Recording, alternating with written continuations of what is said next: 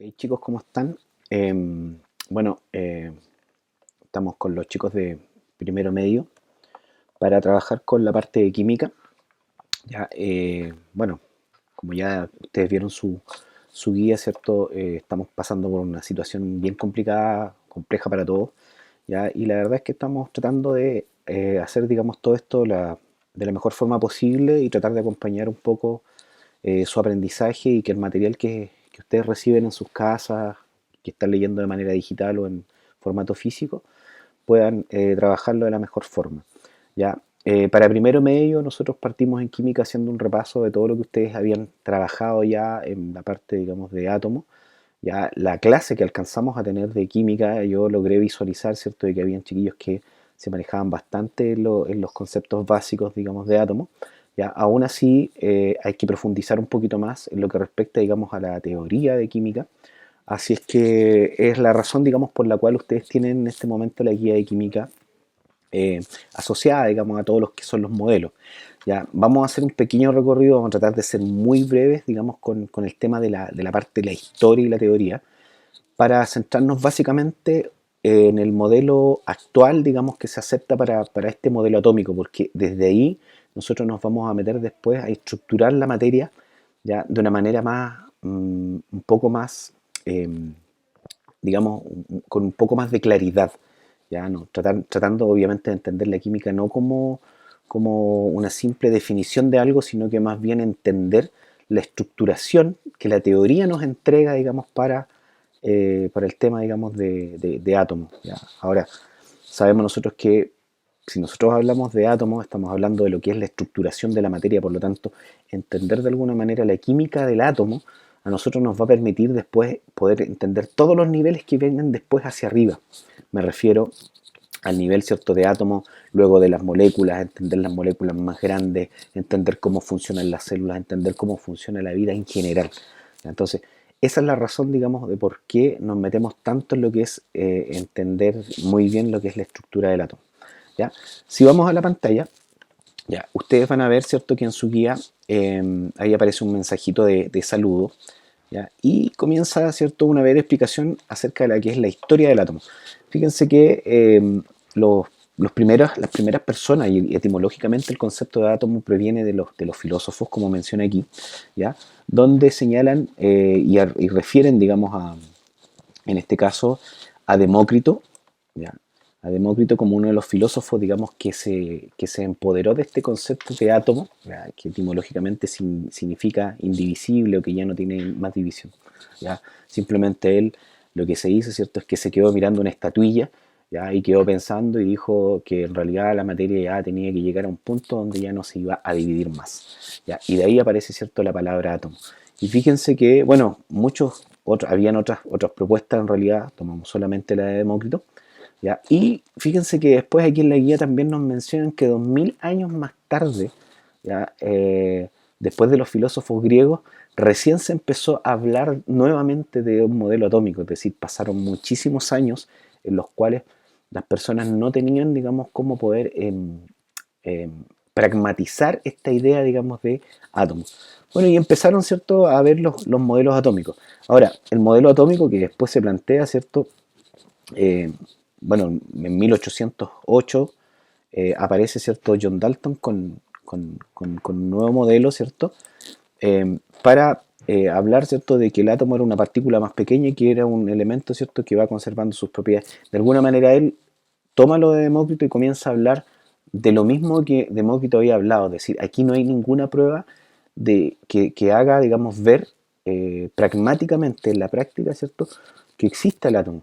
Es más, ¿ya? Si nosotros somos más sinceros, por así decirlo, en este momento, tampoco yo puedo, y se lo había mencionado en clase, ¿ya? Para el profe de biología es fácil hablar de la célula de alguna manera porque pesca un microscopio y se las muestra.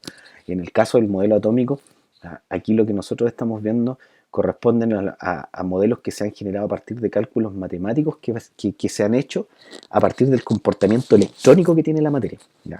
Ustedes saben, ¿cierto?, de que el átomo presenta cargas positivas, negativas, protones, electrones, qué sé yo, neutrones, ustedes ya eso lo manejaban y veían, por ejemplo, que la tabla periódica cada uno de ellos tenía distintas cantidades de esos subelementos, de esas partículas subatómicas, ¿ya? Pero que si nosotros vamos a la parte energética, eso es energía, ¿ya? Entonces, hoy día, ¿cierto? Lo que se conoce como teoría atómica proviene básicamente de los cálculos del comportamiento de esa energía. Ya nos vamos a meter para allá. Seguimos revisando entonces lo que plantea Dalton. ¿Ya? Una de las cosas, creo yo, más importantes que plantea, ¿ya? Es que él habla de que los átomos se pueden combinar. Por ejemplo, aquí dice, un compuesto es una sustancia que está formada por átomos distintos combinados en una relación numérica sencilla y constante. Es decir, que las cosas se pueden ir, que los átomos, digamos, se pueden enlazar de alguna manera para formar algo que lo que hoy día nosotros conocemos como moléculas. En ese tiempo no se hablaba, digamos, de esos conceptos, ¿ya? Entonces, bueno, dice, aquí la guía, teníamos la siguiente situación a principios del siglo XIX, ¿ya? Esperaban, bueno, aquí ya a principios del siglo XIX se comenzó, ¿cierto?, a hablar de que habían cargas eléctricas, es decir, nosotros hoy día podíamos, y ya habíamos comentado esto en clase, podíamos, ¿cierto?, electrificar la materia. Sabemos nosotros que hay materia que es más conductora de la energía que otra, ¿ya? Y que obviamente todos los cuerpos tienen esa capacidad de electrificarse en mayor o menor número, digamos, en una magnitud, en mayor o menor magnitud, ¿ya? Por ejemplo, si yo froto este polerón, ya, con plástico, lo más probable es que si tuviera la luz apagada, ya, habrían destellos de chispa. Entonces, a principios ya del siglo XIX ya se tenía, digamos, claro que la materia tenía un comportamiento electrónico. Entonces, ahí se comenzaron a basar ya en modelos que consideraban, digamos, esto. Y fíjense que aparece Thomson, ya, aquí lo menciona, aparece Thomson con este modelo ya que plantea, ¿cierto?, que hay una estructura, digamos, visible, ¿ya?, que tiene en su centro cargas positivas, ¿ya?, y que está rodeado, ¿cierto?, como con otras partículas subatómicas, ¿ya?, que hoy día se conocen, digamos, por electrones, como formando, digamos, como este modelo conocido como el budín, no es pudín, es budín de pasas, ¿ya? Entonces, aquí aparece este primer modelo que considera estas cargas eléctricas de las cuales estábamos hablando.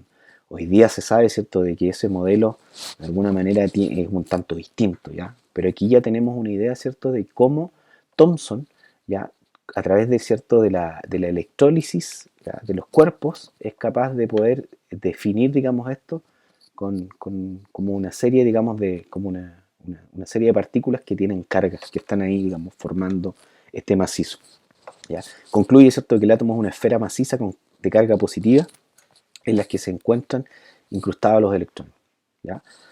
Seguimos, ¿ya? Luego aparece, ¿cierto?, el modelo de Rutherford. Este es como el clásico modelo, ¿ya? Si ustedes se fijan en la mayoría incluso si ustedes quieren subir una historia a Instagram de pronto, ya colocan átomo, incluso aparece este modelo de Rutherford, ¿ya? Es como un clásico en realidad, pero tiene algunos pero, ¿ya? Este no es el modelo, digamos, más conocido, porque si ustedes se fijan en el modelo Rutherford, sigue planteando lo que presentaba Dalton, ¿cierto?, de que en el centro hay partículas con carga positiva, que serían en este caso los protones, y que a su alrededor, en órbitas muy definidas, se encontrarían los electrones. Ya, si ustedes se fijan, aquí en este esquema, ¿cierto?, los electrones están girando alrededor del núcleo. Ahora, alguien se pregunta, bueno, profe, ¿pero qué es lo que ocurre? ¿Cómo explicamos nosotros de que estas partículas se mantengan ahí y no se separen? Porque en realidad si viene otro átomo, ¿cierto?, podría perfectamente unirse, pegarse. ¿Cómo explicamos eso? Ya, se supone que las distintas cantidades de carga que tienen en el núcleo los átomos, sabemos que en la tabla periódica del hidrógeno con el litio que está más abajito, o con el sodio, qué sé yo, que está más abajo, no tienen en este caso la misma cantidad de protones, ni tampoco de electrones. Entonces eso hace ver, ¿cierto?, de que los núcleos de cada átomo también van a ser distintos, ¿ya? Y esas cantidades que van generando son en formas de energía que tratan de mantener la estructura estable. Se supone que más o menos la cantidad de cargas positivas y la cantidad de cargas negativas deberían ser más o menos equivalentes, de tal manera que esa estructura se mantenga y no se desarme. Ahora, sabemos que en la realidad, ¿cierto?, los átomos tienen esa capacidad de perder sus electrones y eso es, digamos, lo que permite que hoy día la materia se vaya transformando. ¿Ya? Pero, o sea, si nosotros analizamos el modelo que presenta Rutherford, ¿ya? Este modelo establece digamos, esas delimitaciones como exactas, básicamente porque las cargas positivas con las negativas generan atracción, ¿ya? Generan cierta atracción como lo que hace un imán. ¿Se han fijado que el imán tiene un polo, ¿cierto?, que atrae al otro imán, pero hay otro que no lo atrae, como que se repelen, ¿ya? Entonces, básicamente lo que estaría ocurriendo, digamos, en este modelo. ¿Ya? Ahora, el modelo de Rutherford falla de alguna manera, es aceptado medianamente, pero falla porque los electrones que aquí están presentes, ya vamos a ir subrayando, aquí tengo una herramienta para poder ir subrayando, vamos a buscarla, eh, para ir subrayando texto. No, pero no es texto, quiero hacer una rayita, a ver si me resulta aquí. No es esta la herramienta que necesito. A ver, texto, polígono, una línea. Aquí tengo la herramienta de líneas. Ya, entonces, estos electrones que aquí aparecen, vamos a cambiarle el color, le vamos a poner color rojito, ahí sí. Estas estructuras que aquí aparecen como electrones, ¿cierto? Son los que estarían ahí en estas órbitas definidas, pero eso es lo que yo les decía recién, ¿cierto? De que estas órbitas que están aquí definidas no pueden ser definidas. Hoy día se sabe, ¿cierto?, de que los electrones tienen 1 millón de posibilidades de encontrarse fuera, digamos, de esta estructura. ¿Ya? Seguimos, más adelante vamos a analizar el modelo de Rutherford, que ya está un poco más cercano a lo que conocemos. Ya. Más tarde, ¿cierto?, aparece este personaje aquí, James Chadwick. ¿Ya? Años más tarde, él descubre que el átomo en realidad no estaba formado solamente de protones y electrones, sino que también aparecieron otras estructuras que no tenían una carga, ¿ya? Em, no presentaban, digamos, una carga aparente, pero aparece, ¿cierto?, el nombre, ¿cierto?, de los neutrones. ¿Ya? Como ustedes saben, ¿cierto?, los protones y los neutrones son los que forman parte del núcleo. ¿Ya? Por esa razón este dibujo también tiene bolitas, digamos, de distinto color. Rojo, en este caso, los protones y los neutrones de color azul. Bueno, en este caso Chadwick, ¿cómo explica esto? Digamos, compara el núcleo del hidrógeno con el de helio. Se supone que el hidrógeno tiene un protón en su núcleo, ¿ya? Y el helio tiene 2 protones en su núcleo, ¿ya? Pero resulta que el núcleo de helio es 4 veces más grande que el de hidrógeno.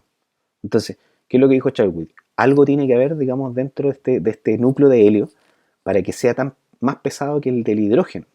Entonces, comenzaron a analizar ciertos estudios, ¿ya? Y se define, ¿cierto?, de que aparecen allí los neutrones, ¿ya? Y si nosotros hacemos y vamos a la tabla periódica, analizamos, ¿cierto?, la cantidad de partículas que tiene el helio en su núcleo. Tiene 4 partículas, los 2 protones, ¿cierto?, que son del número atómico, ¿ya? Y las otras 2 que corresponden a los neutrones, ¿ya? Y hoy también, obviamente, en su orbital tiene 2 electrones, ¿ya? Entonces, bien interesante también lo que plantea allí Chadwick. Seguimos avanzando. Luego, ¿cierto?, aparece el modelo atómico de Bohr. ¿Ya?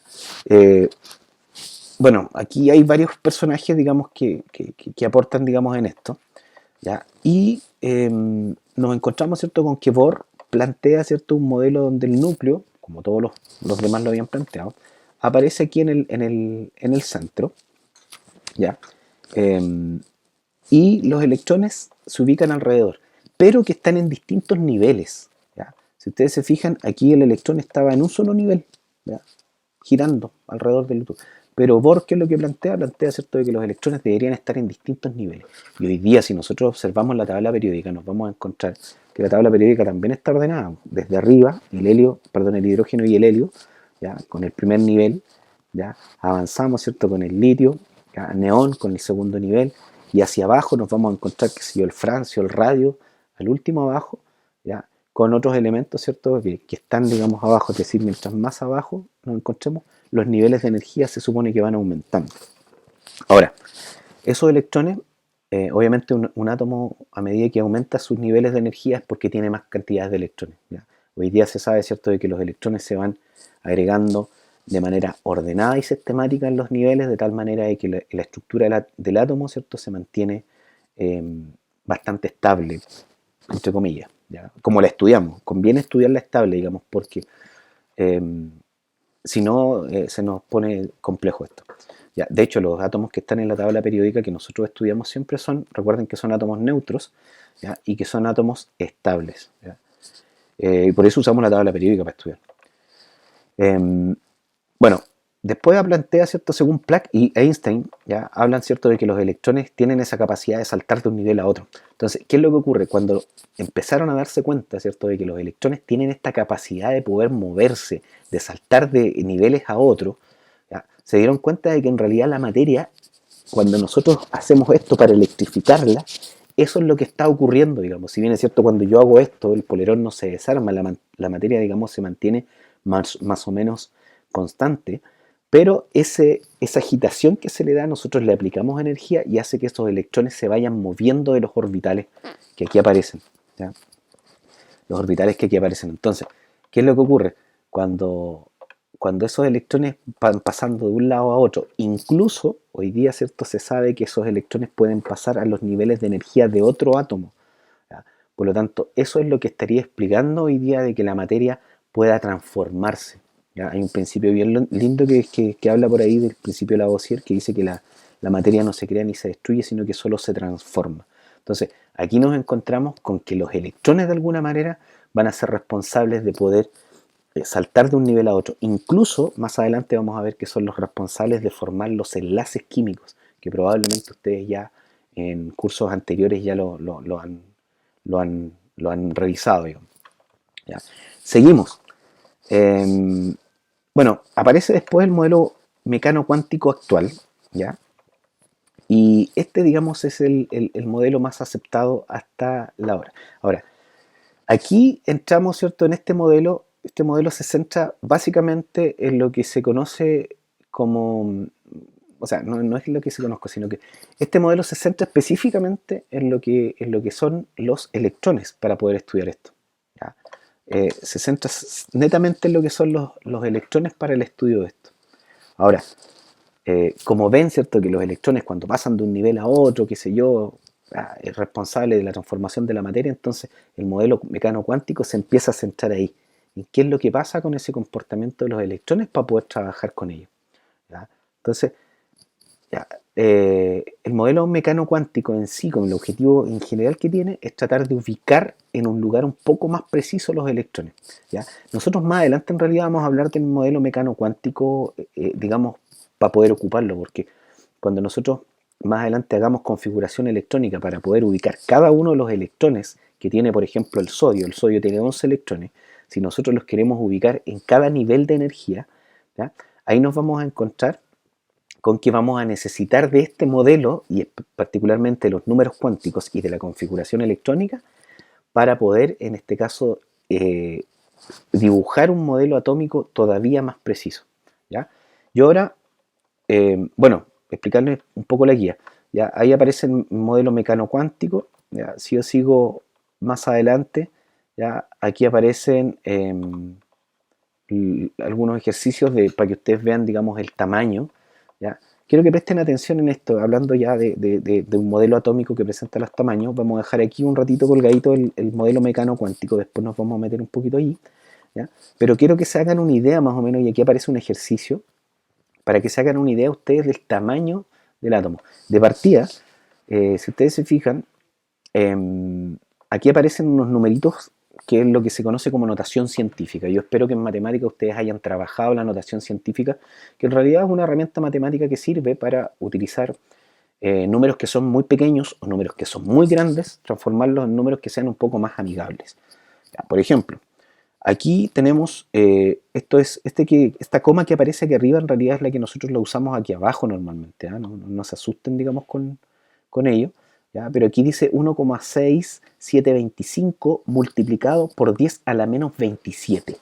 ¿Qué significa esto? Significa que 0,0000000 hay 27 ceros antes de llegar, perdón, 26 ceros antes de llegar al número 1. O sea, es decir, estamos hablando de un número que es sumamente pequeño para expresar, por ejemplo, la masa que tiene el protón. ¿Ya? Si ustedes se fijan, la masa aquí en la unidad de medida que aparece en kilogramos. ¿Ya? Si nosotros nos mandan a comprar pan, vamos a comprar un kilo de pan, sabemos más o menos cuánto ocupa, cuánto volumen ocupa un kilogramo. Imagínense un 0,000000000000000 como 16 kilogramos de pan, o sea, de protón, es un número sumamente pequeño. ¿Ya? Entonces, para que ustedes se vayan haciendo una idea ahí, la masa, digamos, del protón es muy pequeña, muy pequeña. ¿Ya? Y por esa razón se representa, digamos, con estos números, porque va a la menos 27. ¿Ya? Vamos a dejar una clase específica más adelante para poder trabajar un poco con la notación científica, ¿ya? Si tienen dudas de esto. ¿Ya? No es objeto todavía de la clase, así que yo lo voy a dejar ahí para que puedan hacerse una idea, ¿ya? Y puedan tratar de hacer esos ejercicios. En las próximas clases vamos a ir revisando también estas preguntas que aquí aparecen. ¿Ya? Bueno, luego la guía les habla, ¿cierto?, de los átomos, de los isótopos y los iones. ¿Ya? Bueno, aquí hay que tener en cuenta, nosotros ya habíamos trabajado en clase, ¿cierto?, de que Z es el número atómico y era igual a la cantidad de protones, de que A era el número másico, que el número másico es la suma de protones y neutrones, todo lo que está en el núcleo, ¿ya? El número de neutrones se saca restando el número de masa menos el Z, ¿ya? Eso lo habíamos hecho y ustedes lo saben hacer, digamos eso, ¿ya? Pero aparecen ciertos elementos. Bueno, lo que hay que tener claro, en la tabla periódica, todos los elementos que allí aparecen están neutros. ¿Qué significa? Que si un elemento X, tiene 18 protones, entonces tiene que tener 18 electrones. ¿Ya? Todo lo que aparece en la tabla periódica está así de calibrado. ¿Ya? Ahora, en la naturaleza no siempre los átomos se encuentran de esa forma. ¿Ya? A veces aparecen los isótopos. ¿Cuáles son los isótopos? Son átomos que tienen núcleos que son más grandes. ¿Ya? Y para que sean más grandes, ¿qué es lo que tienen que tener? Tienen que tener mayor cantidad de neutrones. ¿Ya? Si se fijan, tienen la misma cantidad de protones, es decir, por ejemplo, aquí aparece el cloro 35 y el cloro 37. ¿Ya? El cloro, por ejemplo, tiene número atómico 17. ¿Ya? Si nosotros sacamos aquí el número 17, de hecho podría hacerle una anotación aquí, vamos a poner un textito, ¿ya? Vamos haciendo esto. ¿Ya? Voy a poner aquí, el número atómico del cloro es 17. ¿Ya? Voy a copiar el mismo texto para el número atómico del cloro 37, que sería su isótopo. Aquí hay que escribirlo, parece primero. 17. Y ahora lo muevo para acá. ¿Ya? Número atómico 17. ¿Ya? El número atómico de ambos es 17. ¿Ya? Entonces los isótopos son átomos del mismo elemento, tienen el mismo número atómico, pero el número de masa siempre aparece al lado de los isótopos. Es decir, el cloro en este caso tendría 35. Vamos a escribir aquí. Tendría 35. ¿Ya? Mientras que la masa del otro cloro, del cloro 37, que es el isótopo, ¿ya?, es 37. Si ustedes se fijan, el núcleo del cloro 35, ¿ya?, es más pequeño que el núcleo del cloro 37. ¿Qué pasó? Si ambos tienen la misma cantidad de protones. ¿Ya? Veamos, el número atómico es 17, por lo tanto la cantidad de protones aquí es, vamos a colocarlos, vamos a poner un cuadrito de texto, es 17. Vamos a moverlo para acá. Tenemos 17 protones. ¿Ya? Y en el caso de el cloro 35, el número atómico también es 17, por lo tanto también tiene 17 protones. ¿Ya? El número de electrones. ¿Ya? El cloro está neutro. ¿Ya? Por lo tanto, si tiene 17 cargas positivas, también va a tener 17 cargas negativas. ¿Ya? El cloro 37 también es un isótopo que está neutro, por lo tanto también va a tener 17 electrones. Pero ¿qué es lo que va a pasar? El número de neutrones, si ustedes se recuerdan, aquí también lo tiene la guía, el número de neutrones yo lo saco restando el A menos Z, es decir, el número de masa menos el número atómico. Si resto 37, perdón, 35 menos 17, ¿ya? Ok, entonces teníamos 35 menos 17, ¿cierto? Los neutrones aquí, voy a escribir, un problemita con, aquí sí, 18 neutrones, ¿ya? Pero resulta que si este átomo tiene el núcleo más grande, ¿ya? Vamos, ¿cierto? Tomamos aquí, tenemos una masa 37, ¿cierto? Menos 17. Nos da que, a diferencia, ¿cierto? Este isótopo de acá, ¿ya? Ya no tiene 18 neutrones, sino que en realidad tiene 20. ¿Ya? Entonces, los isótopos en general van a ser átomos que se caracterizan por tener eh,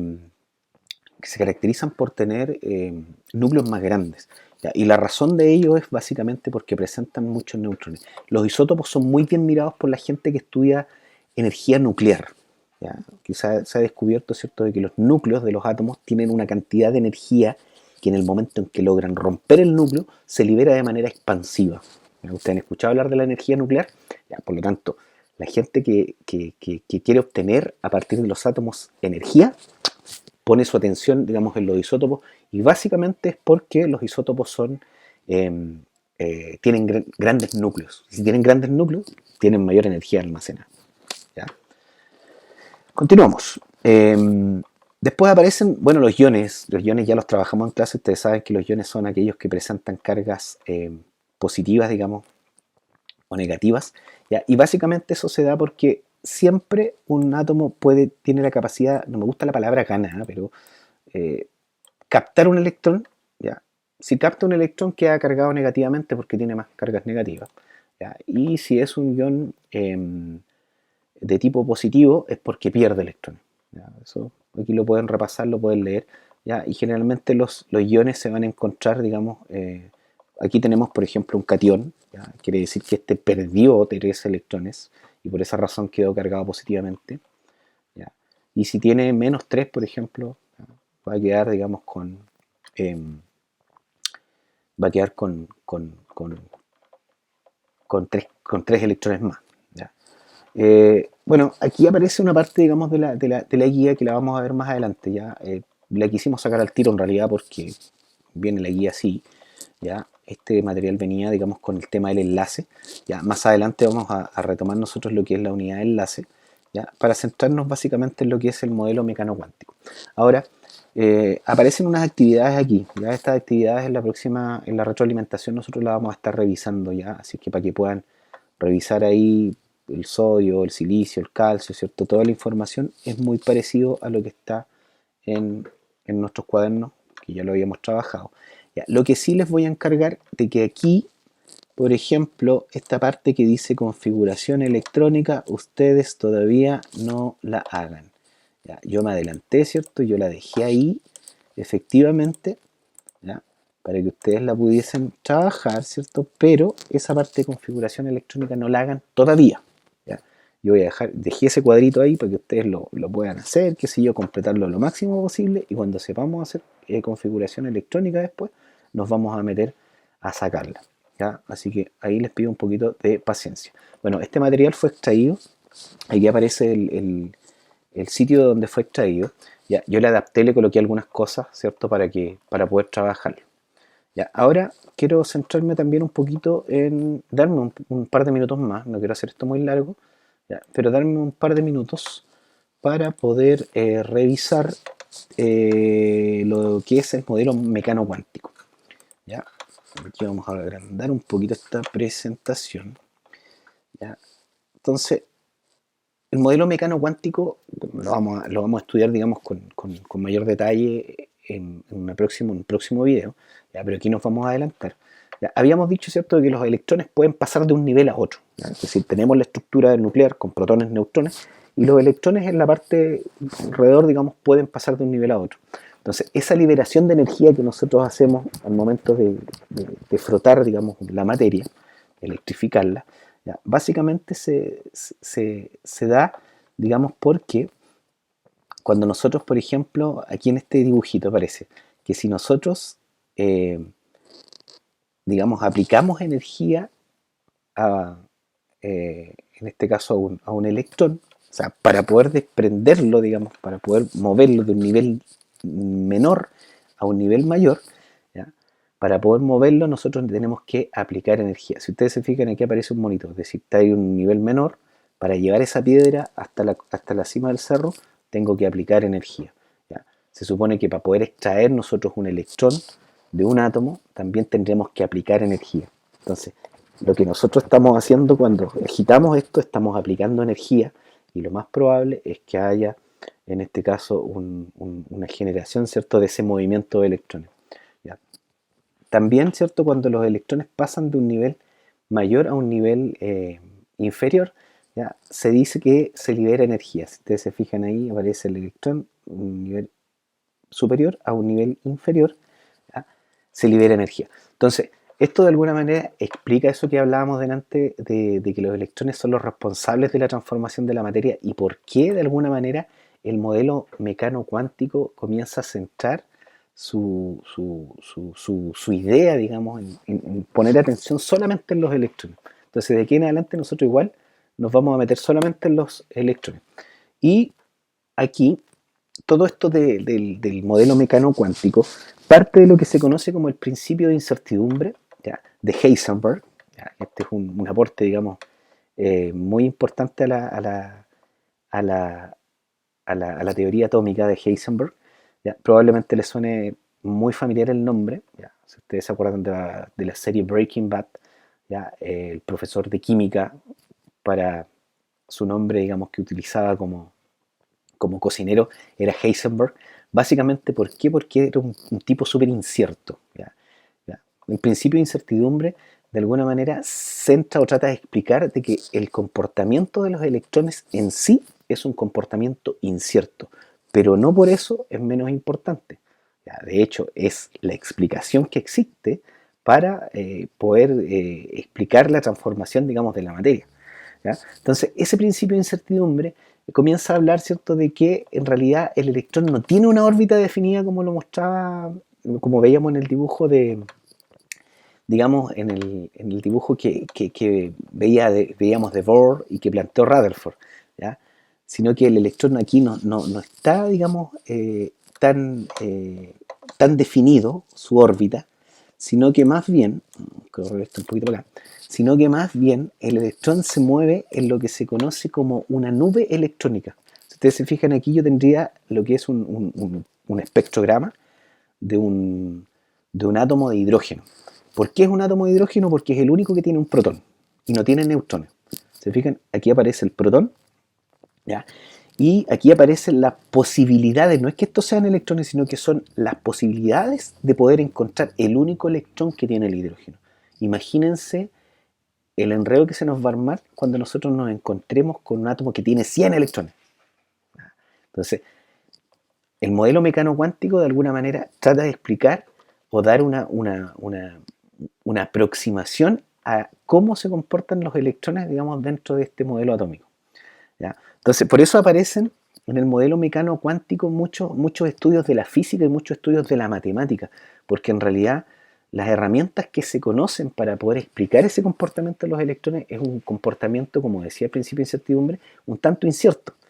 Y en matemáticas, cuando nosotros tenemos algo que es incierto, nosotros le colocamos valores incógnitos, utilizamos el álgebra. ¿Ya? Los profesores de matemáticas les encanta usar, por ejemplo, la X, la Y, qué sé yo, la A, la B, la C, ¿ya? Para darle distintos valores. Y esas X, esas Y pueden ser distintos valores. Entonces, aquí nosotros igual vamos a utilizar algunas letras para tratar de identificar los niveles de energía, qué tipo de orbital va a estar haciendo el electrón, ¿ya? En qué lugar, digamos, del espacio se va a encontrar.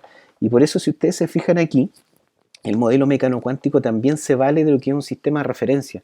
El sistema de referencia o el plano cartesiano que ustedes conocen en matemática, para nosotros va a ser súper útil. ¿Por qué razón? Porque vamos a tener que entender ahora de aquí en adelante el átomo como un modelo de 3 dimensiones. ¿Qué quiere decir que sea de 3 dimensiones? Que va a tener un alto, un ancho y también va a tener cierta profundidad. Entonces, es como que si yo pudiera tener aquí, pudiera tener en este caso un átomo, ¿ya? Y poder ver, ¿cierto? Que se plantea, vamos a la pantalla, se plantea aquí un eje Z, ¿cierto? Bueno, aquí le cambian un poco lo que es la matemática, un eje X y un eje Y. ¿Ya? O sea, ¿qué quiere decir? Que el electrón se puede mover para adelante, se puede mover para atrás, se puede mover para arriba, se puede mover para abajo, para el lado o para el otro. Y dentro de lo que es, por ejemplo, los planos cartesianos, ¿ya? En los planos cartesianos ustedes saben que también para la derecha, que sí, están los valores positivos, para la izquierda están los valores negativos, ¿ya? Bueno, para ustedes la izquierda ya, ¿ya? Para la izquierda, ¿cierto?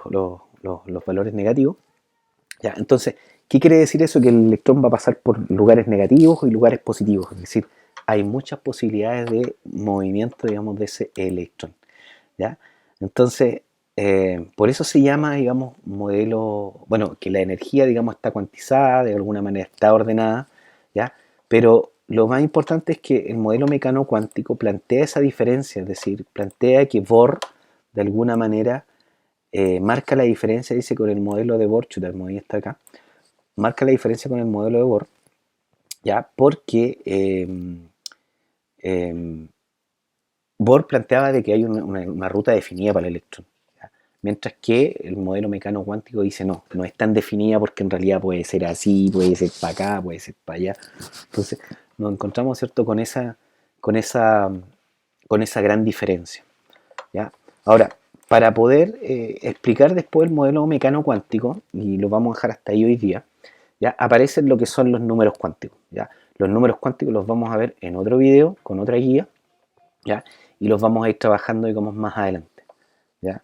Por lo menos hasta ahora revisamos solamente lo que corresponde, ¿cierto?, a lo que es la teoría de cómo llegamos, ¿cierto?, de lo que planteó de alguna manera Demócrito en la época de los filósofos. Después pasamos por Dalton, después hicimos un recorrido, ¿cierto?, por lo que planteó Thomson, por lo que planteó Rutherford, por lo que planteó Chadwick, ¿ya? Luego hicimos un recorrido por lo que planteó Niels Bohr, ¿ya? Y luego nos quedamos metidos, ¿cierto?, en este modelo mecano cuántico. Entonces ahora, una vez que nosotros ya tenemos más o menos perfilado cómo podría ser este modelo incierto de los átomos, ¿ya? Ahora nos vamos a meter ya a la próxima clase, ¿cierto?, con los números cuánticos. Cuando tengamos los números cuánticos claros, ¿ya?, vamos a poder hacer configuraciones electrónicas y vamos a poder determinar que los electrones en realidad sí tienen un cierto comportamiento que nosotros mismos podríamos calcular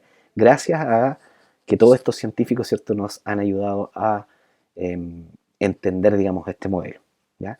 Así que con eso yo los dejo, chiquillos, les mando un abrazo grande, estén atentos a todo lo que son las redes sociales porque ahí estamos publicando, ¿cierto?, las retroalimentaciones y todas las cosas. Si tienen consultas me las pueden dejar, ¿ya? Preferentemente a través de Instagram del Laboratorio de Ciencias, que es una de las plataformas que más revisiones tiene y por eso es la que más utilizamos, ¿ya? Y estén pendientes a las publicaciones, ¿ya? Pendientes y eso. Un saludo enorme para sus familias, ¿ya? Cuídense mucho y nos vemos en la próxima clase, ¿ya? Que estén bien.